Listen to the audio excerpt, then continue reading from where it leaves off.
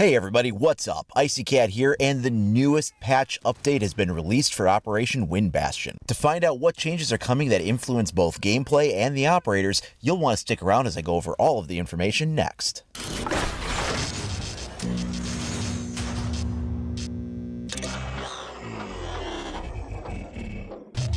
The first full patch for Wind Bastion will be deploying today, December 17th for PC, and tomorrow, December 18th for console. Now, the first patch of a new season tends to be a little on the light side. It will address any major balancing concerns that maybe the new operators have introduced, but typically we won't see any of the bigger changes until the second patch of a season. One big thing that this does address, though, is that on console, this patch includes the fix to the Alpha Pack and Renown visual glitch. So let's start by going over some of the details here. First, under gameplay for the user experience, they've got the visual upgrade for destruction effect and ripples, as well as the visual design upgrade for police cars. They say that visual upgrades and optimizations have been ongoing, and the new destruction decals and police paint jobs are part of that. Destruction decals are now optimized for 4K and come in greater variety, and the police cars have that new car smell. Now, this destruction is something that we've actually seen for the last month since the new season rolled out. It isn't necessarily new to us, however, we are getting the 4K resolution for these same decals, so if you are playing with Ultra HD textures on PC, you will notice that difference.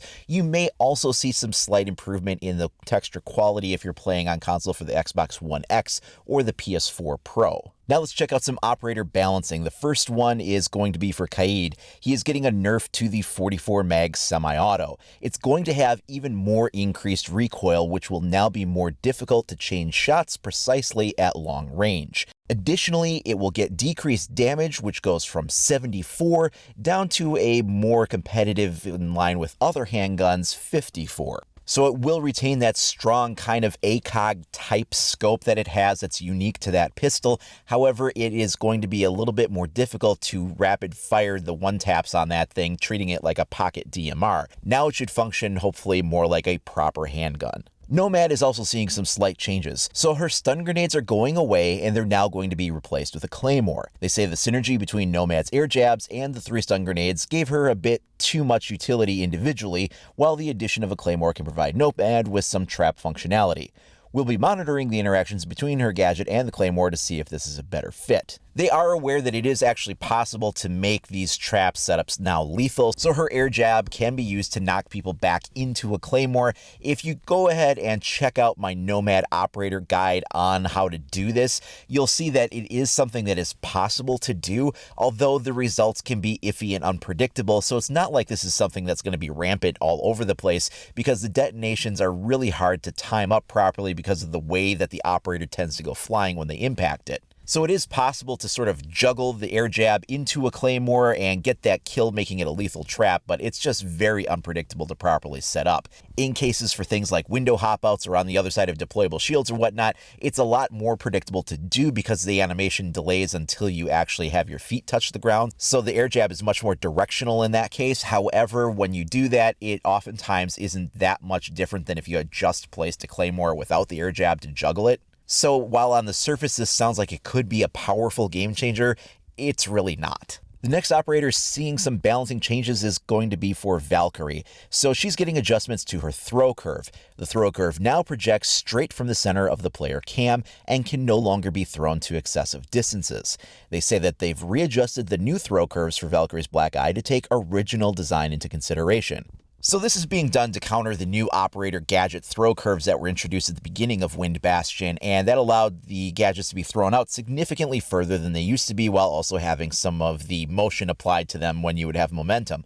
And this really gave some unintended side effects to Valkyrie, because with that extra range, one of the things that you want to do with Valkyrie is throw 1 or 2 of her cameras outside to see what the attackers are up to on the exterior of the building. And when you do that with her new throwing range, you could get some very, very far distance camera placements that were completely unintended, that would allow you to see way more of the map than you used to be able to see. And with the wide angle and the far distance, it was just kind of overpowered. So they've brought at least her gadget's throw curve back in line to what it used to be, and so that you're not going to get these like really advantageous camera throws that you've been getting for this current season so far.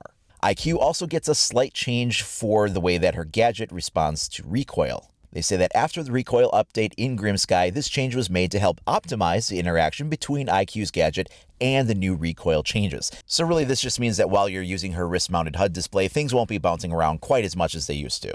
After that, we see a variety of bug fixes. Usually I don't go over all of these individually, but since there's not that many, I will. So first up is that players used to be able to see through smoke visual effects from the smoke grenades or Capital smoke arrows from a distance. That has now been resolved. Also fixed our weapon ammo counts to make sure that they are accurate in all cases. Then we have a couple of important sound-related ones. The first one is that sound propagation behavior is variable through destructible floors, and it would make things a little challenging to figure out where an approaching sound was coming from. It just wasn't always consistent, and now they've done something to try to improve that quality. Additionally, there were also problems with Hibana's X-Kairos pellets and Thermite's exothermic charge, sometimes making little to no sound when being placed and before exploding. This made bandit tricking hard, and sometimes this made it so that when they actually breached the surface, you weren't necessarily aware of it because the sound was way quieter than it was supposed to be if you were further away. This was an inconsistent glitch. It didn't always happen, but when it did, it could really wreck things because you just didn't have the situational awareness that you were supposed to have. We're also seeing some bug fixes for operators. Kaid's statistics were not properly updating, now they will. Also, his Electro Claw would sometimes get stuck in an animation loop when destroying Mira's Black Mirror. If his Electric Claw bounced off of a surface before deploying because it just didn't attach properly, it would occasionally be misaligned with its area of effect, and that won't happen anymore. Also, some in-game text has been taken care of for the electrified surfaces when they pop up. There was a very slight air jab reload time difference between using the AK-74M and the ARX 200 for Nomad. That has now been made so that they are in parity. It doesn't matter which gun you're using, they will now be exactly the same. Also, they've taken care of a change to Nomad's voiceover when she would place her gadgets so that it would tell you that it was planted, and this happens even when it was destroyed along the way. It just means you fired it out and you will get the correct voiceover to match that. Another bug occurred with an animation desync for the sound effect when the body would hit the ground. They would go further off of a ledge rather than just simply being knocked to the floor. Like if the body actually traveled some distance, the audio wouldn't match the impact and things would sound a little screwy. And so now they've made sure that those will line up properly the way they're supposed to. A sledge would occasionally have a sight reticle missing from the holographic sight on the SMG-11 after alt-tabbing on PC. This shouldn't be an issue that will crop up anymore. There's also a few bug fixes for level design. So on Fortress, there was a missing collision zone for drones and deployable shields on the northeast corner wall of the first floor cafeteria. That problem has now been resolved. There's also a visual ceiling texture deterioration issue in the first floor sitting room, which has also been taken care of. Over in Cafe, Nomad's air jab, when activated, wouldn't destroy part of the kitchen prep wall on the first floor main corridor when it would push an operator through the wall. Now that should be working as intended. Over on Canal, Echo's yokai drone could be deployed on the exterior of an outside door over at CC first floor machine hallway. That is now working like it's supposed to. That won't happen anymore. Bug fixes related to the user experience in general. Of course, one of the big ones was that the renown balance was not properly updating until the user rebooted. This was a visual glitch only, and then when you rebooted, everything would resync properly, but the user experience was such that it looked like they were being ripped off of that renown. Now everything should look correct. Finally, there's also a couple of fixes regarding charms and cosmetics, really just some texture changes not lining up properly and some things like that.